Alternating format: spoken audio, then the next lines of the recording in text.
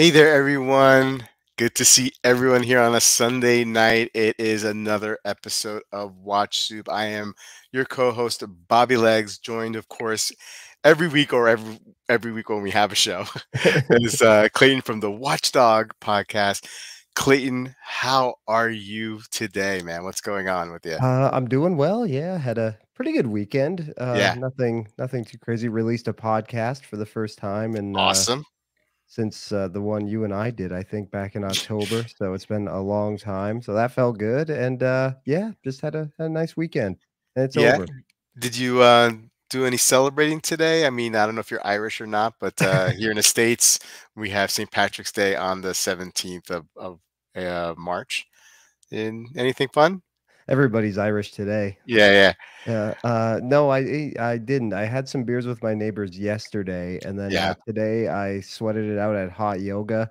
Very Very nice. strenuous. Yeah, Yeah, and my neighbor and I go. We drank together yesterday, so we sweat those out. Met a new client. Just did chores. Sunday's kind of like my chores day. So no, yeah. I Gotcha. had my St. Patty's Day fun yesterday, but Yeah, yeah, yeah. but it's still a good day. Yeah. I went to a 2-year-old birthday party today. So, Ah. that's what that's what I did. But no, but we're good friends, and their daughter turned 2, and so that's what we did. And my kids were able to play around with other kids. So, for a good 3 or 4 hours, I relinquished my parental duties and my wife as well, and we just let the kids play, and Right. we just relaxed and talked to adults. It was great. Hey, what watch you got on today? Well, since it's St. Patrick's Day and I don't have a whole lot of green in the collection, I went with the splash of green on the Air Uh, King, of course, the Rolex text and yeah, the seconds hand. So yeah. trying to be festive since I'm clearly not wearing green. A Yeah, little yeah, bit on the watch. yeah. I'm not wearing any green at all, but I have my vintage Zin 903 Cool. on the wrist today. This watch always brings a smile to my face. I like wearing it. It's got that panache, that je ne sais quoi that I like. Hey, let's say hello to people on the chat, and then we'll get right into the soup. Maison is here. How you doing? Greetings and salutations. Good watch, folks. 1 a.m. here. Appreciate Maison staying up to Oh, watch. yes. There it Thank is. you. Moser Heritage Center Seconds with a funky blue fume. Oof, such a great watch. Underachieving Watch Collector is here. He's got the sub date on the wrist. Mez9, hello. Nate Dog, what's up? Oris Big, Movember Big Crown pointer date on wrist. What a mouthful that was for sure. It was for me. Hey, Bruno, what's going on? Ken checking in from Pittsburgh. Hey, Caliber is here. Good to see you, Caliber. Cabby Lake, good to see you. Haven't seen you Hey, in a hey. while, I don't think. And Ken, he's wearing the Green Alpinist is the only St. Patrick's thing I've done. Okay, fair enough. Fair enough.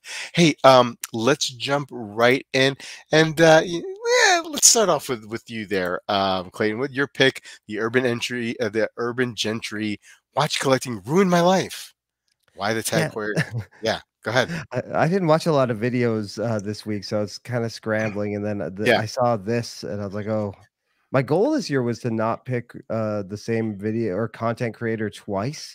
Ooh. But I failed because I already picked him, and that's a Yeah. hard goal anyway. I don't know why I set that goal for Yeah. myself.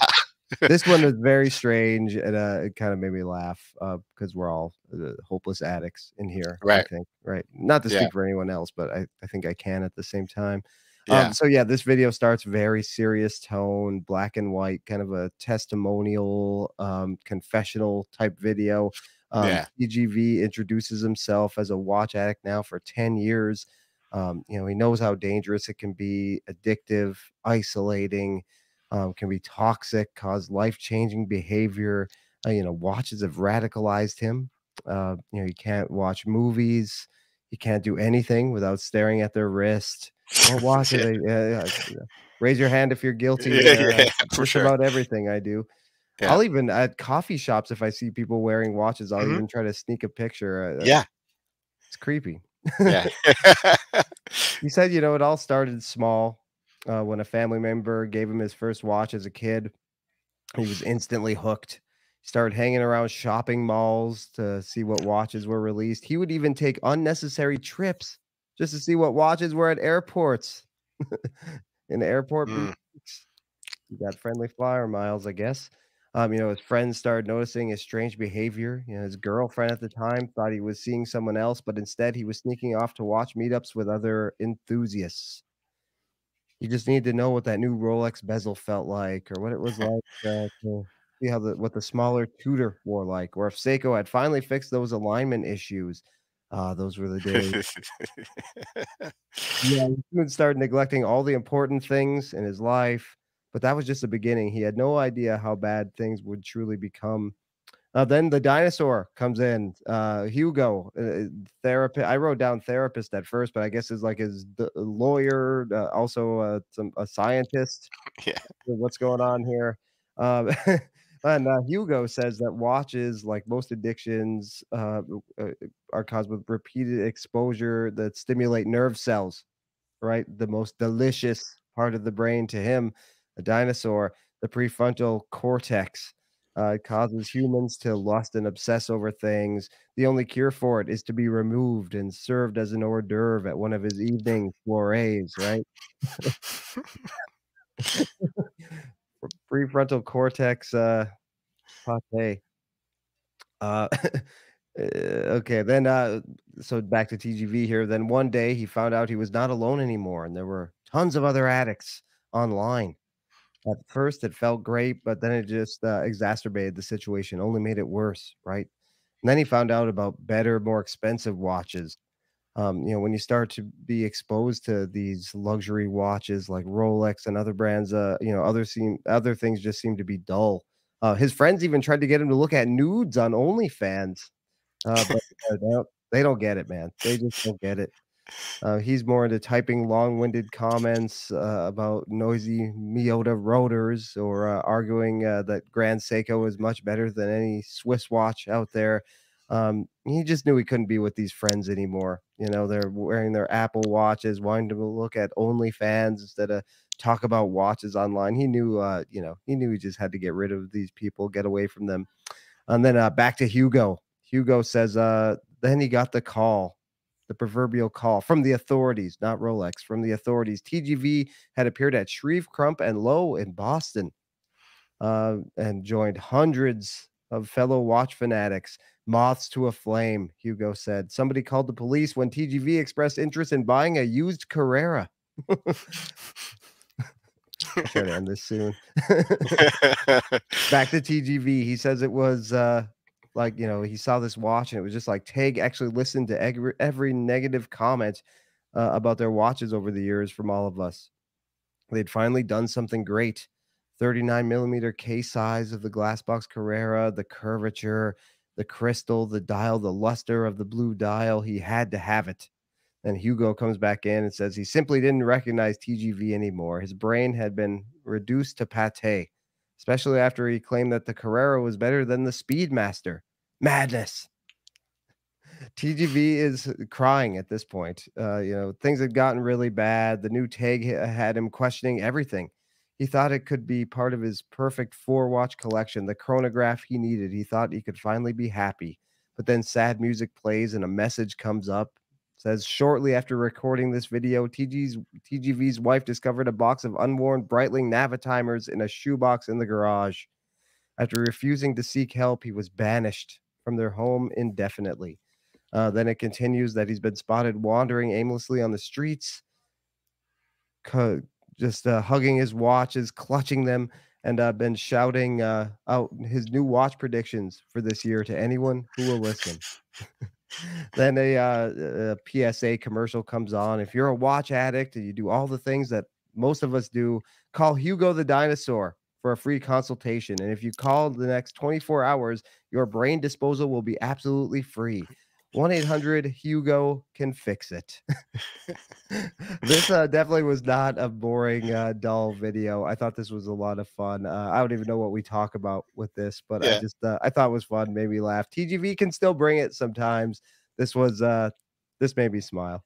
Yeah. Well done. Your analysis, your breakdown was just as entertaining, if not more, maybe than the video. The video was pretty good. I felt like, very film noir, right? You Right. know what I mean? Black and white, a lot of drama, kind of like a self confession of an addict that we were seeing unfold before us. A lot of identification, man. Of course, like, spotting people, what they're wearing. I Yep. do that all the time, no matter where I am. And then the worst part of that, because I got glasses, maybe my eyes are not, I can't tell if that's like what kind of watch that is, because a lot of people's what they're wearing are pretty, either very, very similar look that you see in a lot of watches across the board. So I'm like, wait, is that a Rolex or is that an Invicta? I need to get closer. You know what I mean? And then Right. then you get creepy close, right? So I totally get that. Um, Definitely probably have been threatened to be banished from the house several times by my wife by my watch collecting habits and addictions. Yeah, yeah, just fun stuff there, Clayton. It was a good pick. And yeah, I do enjoy Tristano's um, you know videos every once in a while for sure. Let's see. Hey, Bruno saying TGV should have a talk with McMahon, and that would set him Right. straight. I mean, that would be such an interesting. Remove the dinosaur, insert McMahon. You know what I mean? And have a conversation. McMahon has his style, and TGV definitely has his.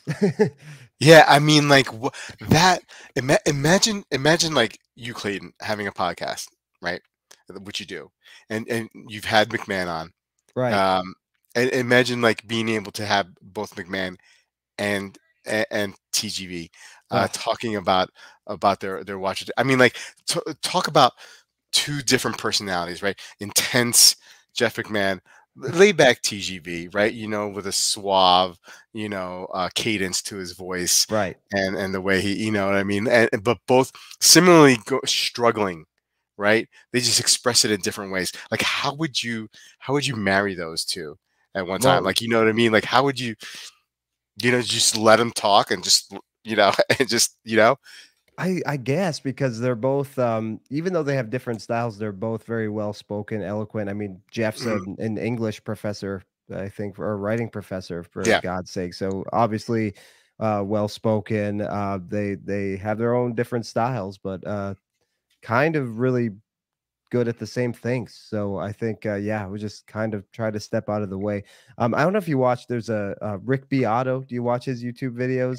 I don't think He's a so. former music producer. He has a lot of. He's had like Kirk Hammett on. He does all these Okay. interviews. He's such a good Oh, I interviewer think I know who you're talking because about. he Okay. gets out of the way. He just Yeah. lets them go. Like I watched Bill Maher has like a podcast and he interrupts constantly. He doesn't Yeah. let them talk. Rick Beato is the opposite. So I think if I have two guys like Jeff and TGV Mhm. on, I get out of the way. Yeah, you just clear the court, right? Like Right. let Michael Jordan, like, drive into the net, right? Exactly. You know what I mean? Yeah. Maison saying suggestion for a video discussion next time. This watch, that watch, why field watches are the only real to watch. Hey, it's a great channel, but man, Hard to like take notes. hard to take notes, breaking down. There's so much information is on, like, it's like writing a book, breaking down the notes. I know if you've done a picked a video. I know I have, and man, Yes. it's like great. He has great topics and great discussion, and you're fired up, and then you're like, oh, it's like 3 minutes in, and I already have like 5 pages of notes here. You know what I mean? But I didn't even watch that one that he did because I don't really like field watches, so yeah, I didn't. I yeah, actually skipped that one. I have to yeah. go back and watch it. Underachievement. Poor McMahon, not only being a watch obsessive, but can only buy Seiko. Well, I Right. mean, I think he has a citizen here or Citizen. there, right? Yeah. Right? Yeah. Tutor. He's talked about tutor in the past. And I think maybe he's done with that though. Staring. Planet MD Ocean. Chaz. Planet Ocean, yeah. MD Chaz saying staring at people's wrists during conversations is a real disorder. Absolutely. It's totally a disorder. Oh, But if you're another watch collector and that's being done, you totally understand. You know what I mean? Like, yeah, oh yeah, you want to see? Yeah, right. please do. I want to talk about my watch, right? That you're staring at. Um, We went to a new brewery last week, and sorry to cut you off there. yeah, no We problem. went to a new brewery that they were very busy, but the guy serving the beer was wearing what I thought was a Cartier tank. Ah, And I asked him, I said, "Oh, nice tank." He said, "It's not. It's a Seiko. It's Seiko tank. yeah." Yeah, yeah, yeah, And yeah, he's like, "I haven't worked here long enough yeah. to buy the real thing." And But he knew, right? But he knew yeah, he what you were knew, and referring to. I was wearing my, Citizen chicken. He's like, "Is that a Yeah. Grand Seiko?" I was like, "No, it's, Close. the Citizen," and he's like, "Oh, Yeah, yeah, I've seen those. Did you get it on Chrono 24?" I was like, "Ah."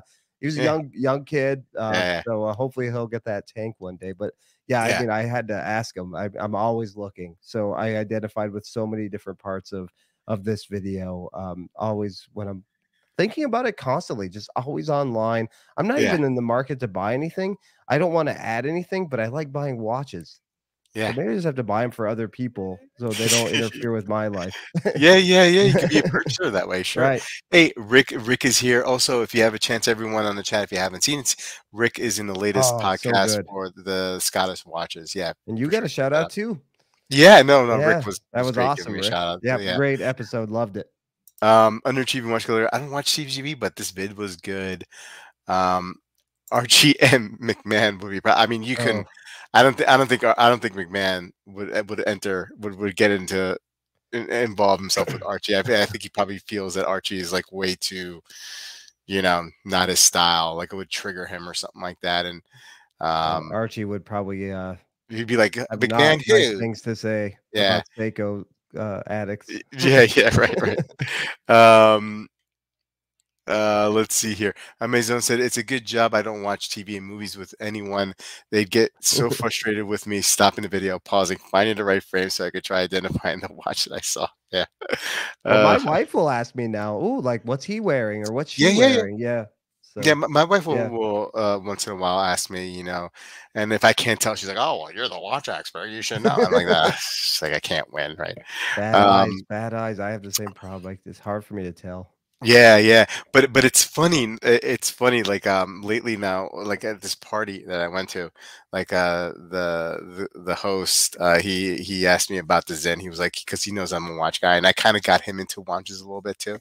And he was like, so I talked about my Zen for a little while with him, and then his mother-in-law, like a few moments later, was like, "Oh, how's the watch channel?" Like every so like now I get asked to do that, and it's funny.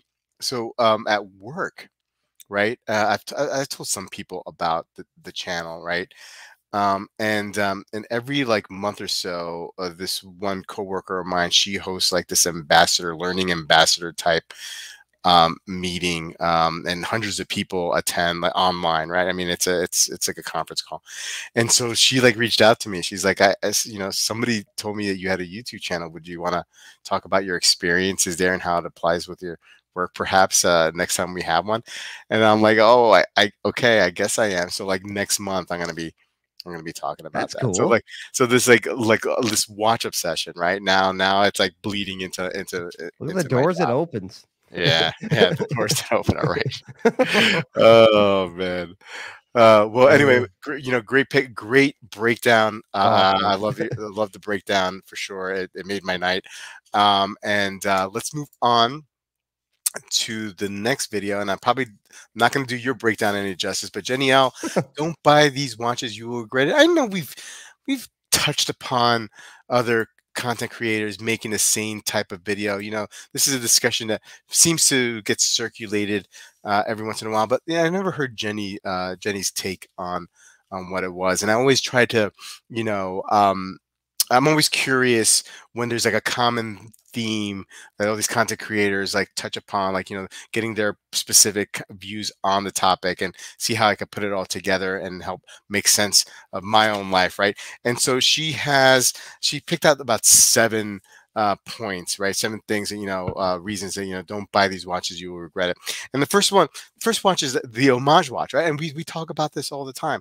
And her take was like, if there's a watch out there that you always wanted, but it never worked out that you were able to get it, whether it was the wrong timing or you just didn't have the funds, and then you stumble upon a watch that kind of reminds you to it. It's similar, it's less expensive, almost the same.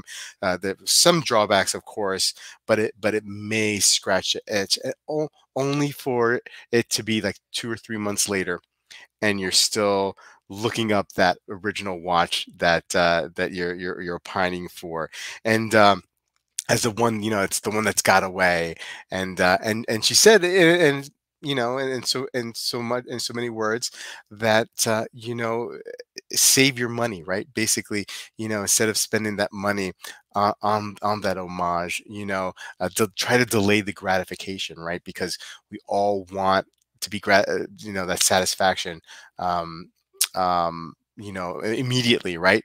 Right. And I am so guilty of that right now. You know what I mean?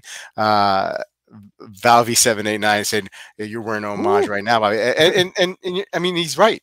I mean, he's right. I mean, it is an homage, even though I mentally do this trick that Helmut Zinn helped bail out Breitling in the late '70s because of the quartz crisis, and in return, he was able to create a similar looking Navitimer style watch, a watch that was his favorite watch of all time. He was able to do that, but it was okay because he bailed out Breitling, and Breitling gave him the okay to do it, right? So like Right. that's how like I Valvy, that's how I got tricked myself into thinking that I have a legit watch, and it's a legit watch. What am I talking about, Valvy? Get out of here. Uh, I think uh, I think, like, what she's talking about isn't you can't even call an homage. Like, that's an homage, like, in that sense, mhm, is cool. It's paying respect to something. It's they have a shared history maybe or yeah, something, and it's paying homage to that, yeah, right? yeah, When we're talking about, not to offend anyone, but when we're talking about some of these brands who do straight one for one, yeah. copies essentially, I think homage gets used a little too loosely. Yeah, fair Yeah. enough. Fair enough.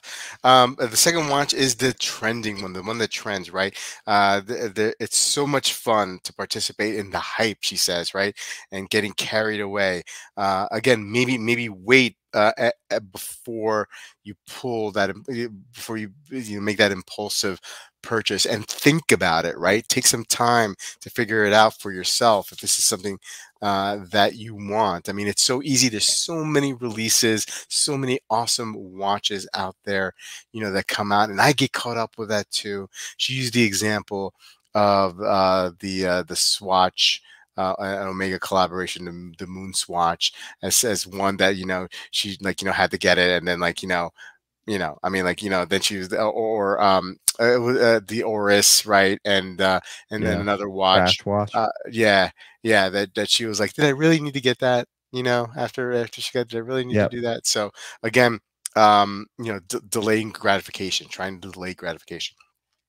And number three was the bad decision, right?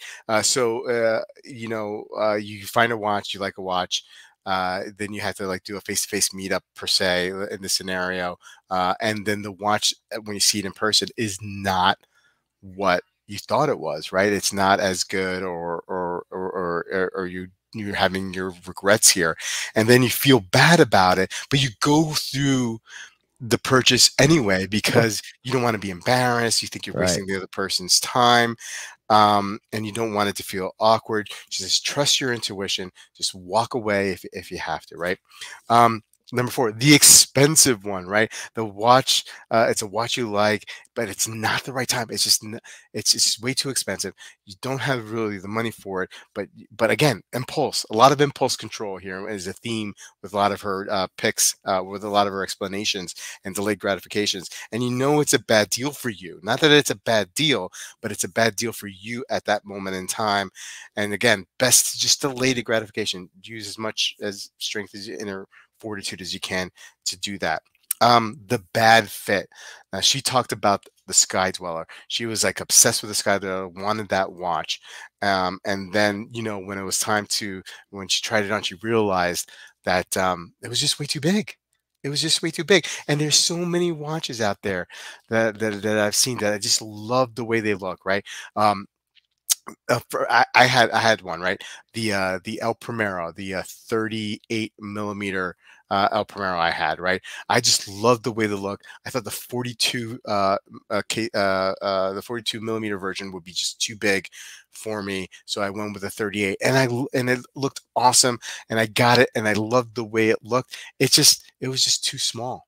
Yeah. and I didn't like the lugs, and it just didn't fit right. And it came with a really nice dressy alligator strap, and it was just too dressy. It just didn't look sporty enough, and I eventually parted ways with it because it just was a bad fit. I mean, that's happened to me. And she says you have to make peace with that. You have to make peace with that and just let it go. Yep. Um, the repeat watch, not buying the same watch over and over again, but the same type of watch, right? So if you're looking at your collection and you don't know what to wear, it's because maybe you need to analyze your collection. Maybe you have too much of the same style watch, same like explorer type looking watch, a three-hander with no date. You know what I mean?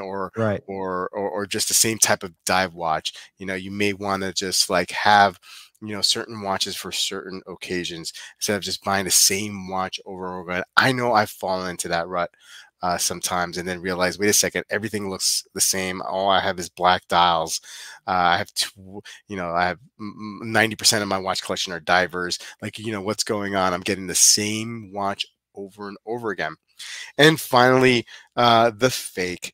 And here she was, she admitted she was like a little bit harsh here. She's like, if you own a fake, you're subconsciously sending out the message that you are a fake too, Wow. and that you're willing to let people think you are someone that you are not.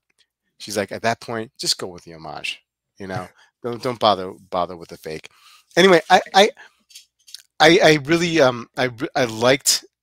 There's nothing new here. No ground was broken here with her reasoning, but I just like the way she delivered it and some of her rationale behind it. I did get something out of this video, right? Right. I mean, I delay, just try to delay gratification, make peace with something that is not a right fit, and it's okay to, like, when you're about to you think you're about to have a deal and something is wrong and your intuition is telling you to go and run to run. It's okay to do that. What did you think, Clayton? Yeah. I'm at a place now where this I don't know if it's advice or whatever it is, where like I'm able to kind of sit back and do some of these things. If you told me 3.5, 4 years ago, like, don't be impulsive. Don't Sorry. be impulsive. No, no problem. Don't be impulsive. Take your time. Like, yeah, right. Who's doing that? I just bought everything that I liked and flipped a bunch, and it was like my Studio 54 days, if you will. Like, just buy, sell. It didn't matter. Wear a watch for a while, sell it before I even get it. Uh, but now, like, this kind of advice, this is just where I'm at. So yeah, definitely being impulsive, like a hype watch. Yeah, The latest example for me was that white dial Speedmaster. I was very close. Then I have to remember, like, it's the same watch. It's yeah, just a white dial, and I yeah, don't love the Speedmaster. Now I think they did a great job with the white dial. I know I mm, watched you and Almond, I think, talk about it, and yeah, I don't think either of you guys were overly impressed. I think it, like, looks wise, I think it looks dynamite. I love it. yeah. But I had to tell myself, like, okay, settle down. The watch just isn't for you. So it's the same watch that you had, except for just with a new fancy dial. So I had Mm, to talk myself down from that. And it's also so expensive. So, but yeah, other things. Yeah, the in-person meeting. I mm, sold a watch in person at the end of last year. It was an older watch. So I was making sure that he was comfortable with it, because he had asked about scratches. I was like, it's a 40-year-old watch, so um, it's going to have some scratches. It's the original Hardlex crystal. It has some scratches. So I was like making sure that he wasn't just settling because we mhm. were there in person. It was like pressure.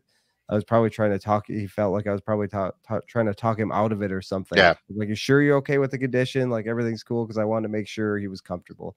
So that's something I can totally identify with. And yeah, yeah, nothing new here, but I like the way she put it, and Mhm. her delivery and everything. I thought it was stuff I could identify, and I'm much, like I said, in a much better place in collecting to follow this kind of advice.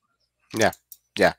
Ms. O said, I spent over 5 years lusting after watches and watching watch videos and not having the funds to buy anything, bar a Navitimer. So a lot of these ideas got baked out of me without spending my money. Vave saying, if buying genuine luxury watches is so gratifying, why are you guys always flipping? Okay, good question, man. I mean, like, because like it's madness.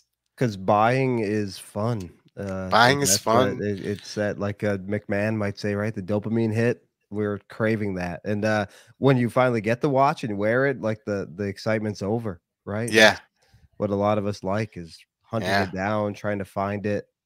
Um, the thrill, the hunt, what is it? The chase is better than the catch, right? yeah, Quote yeah, Lemmy.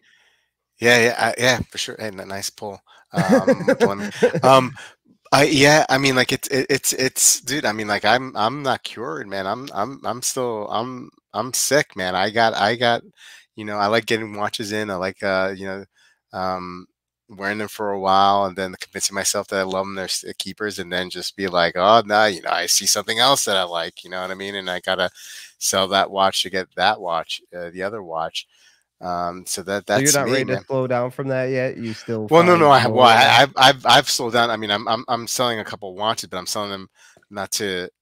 I'm trying to sell a couple watches, but I'm not selling it to buy new watches. I'm either trying to like do some work in the house, or that kind of stuff. You know what I mean? So it's not like I slowed down my purchasing for sure. I mean, in the last since November. I've bought only that Nomos. Nice. So, um, You're a new eh, man too. yeah, yeah. Well, I mean, it's kind of like, the guilt of responsibility has really settled in. So, like, you know what I mean? Like, Yeah. I feel like my Whatever money it has to go takes, I somewhere. think, sometimes to slow us down. Yeah, yeah, yeah. Hey, Steve is here. Good to see you, Steve, tonight. MD Chaz saying the most liked comment from the video said, "I like fake watches." That's sad. So many people are okay with wearing fake watches. Yeah, I mean, look, I personally would never do it. Um, I can't put myself in anybody. I mean, we're all in different positions in life. You know what I mean? Like, maybe somebody who is okay with that, and I'm trying not to judge that harshly. I don't know what other people's battles are. You know what I mean? Like that's so I I don't think they think about it even. Like, yeah. "Oh, it just says Rolex, haha." Yeah, yeah. Yeah. I mean, like, maybe I'm just taking taking this way too seriously. You know what I mean? So, I don't know. I get it. But I don't know. I'm just trying to be kinder about that kind of.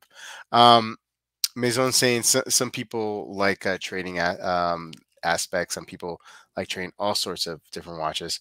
Bruno says most of us don't want to flip a watch or watches to buy others. We just don't have enough money to buy other watches. And that's part of it too, Bruno. You know what I mean? Like Yep. part of it is like I wish I could keep everything that I've ever bought. Um, but some watches, like you mean like the Zenith, just wasn't the right fit. Um, but um, but then there's something else, like I remember I sold a lot of watches to get that Submariner. Yeah. I sold a Tudor, I sold a Zinju 50 and a couple other watches because I wanted that Submariner. You know what I mean? And hindsight, I mean, I wish I kept all those watches, right? But I didn't. And also, another factor that I could throw in that maybe might be unique to my position. Uh, Here while amongst the group that we're talking to tonight, but maybe not in a unique position overall, is that as a content creator, I try to get stuff in, and I don't work with brands, right? And I don't work with um, brand. I do promotional videos. You know what I mean? Like I have to either purchase some of these watches, or I rely on the graciousness of and generosity of others to lend in their watches for me to review. Yep. So yeah, I had to kind of cycle through that, right? Um, well, hey man, hey, we made it. We made it through Yeah. another episode. He's back Um, in, yeah, he's back in after all the, bronchitis and, illnesses. Bronchitis. Yeah, exactly. Yeah. It's been a rough couple of months here. Let's caliber agree. That is what I was going to say. Would love to keep all of them, but don't have a limited money. Yeah. So Clayton, you got a podcast out. Can you tell us a little bit about it? Yeah, so it's about Taylor Swift. Been Okay. thinking about this for a while. Yeah. Comparing her financial impact. So it's a writing professor in college kind of told me about told us in class about creativity, and sort of at the Mm, heart of creativity is taking two unrelated things and putting them together to mhm. concepts, ideas, whatever it might be. Sure. So Taylor Swift and Travis Kelsey, that wasn't on our bingo cards probably at the beginning of the football year, and it resulted in like $400 million in profit for the NFL, for the Kansas City Chiefs, Wow. for Jason Kelsey, for her. So I kind of looked at what watch collaborations. I looked at the Morgan Stanley and Swatch.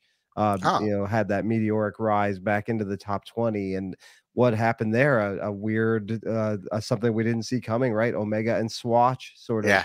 Yeah. having Yeah. that Yeah. Yeah. relationship, but also what happens when, because that sort of like I don't know, taking advantage of that kind of situation, it's not hard to sustain. We talked about it with Swatch. They need another hit after hit after Mm, hit to probably stay in the top 20. Well, the NFL, if they I joke, Roger Goodell probably has relationship counselors following Travis and Taylor around to keep that money rolling in. yeah. But what if like Travis breaks up with her, and the she brought such a huge audience of her Swifties. Yeah. So yeah, it's all about that. I don't want to spoil Wow, it. that's an interesting topic and thought experiment, man. I Mm. can't wait to listen to it. Yeah, thanks. Um, yeah, yeah, awesome, awesome. And of course, guys, Tuesday we'll be back with the stream on the other channel, and hopefully I'll have guys like Amin and whatnot joining in. And look, guys, have a great weekend. And well, I hope you've had a great weekend, and I hope you have a great upcoming week. And we'll see you next Sunday for another episode of The Suit. Yes. Take care. Thank you Have a good one. guys. Have a good Good night. week. Good night.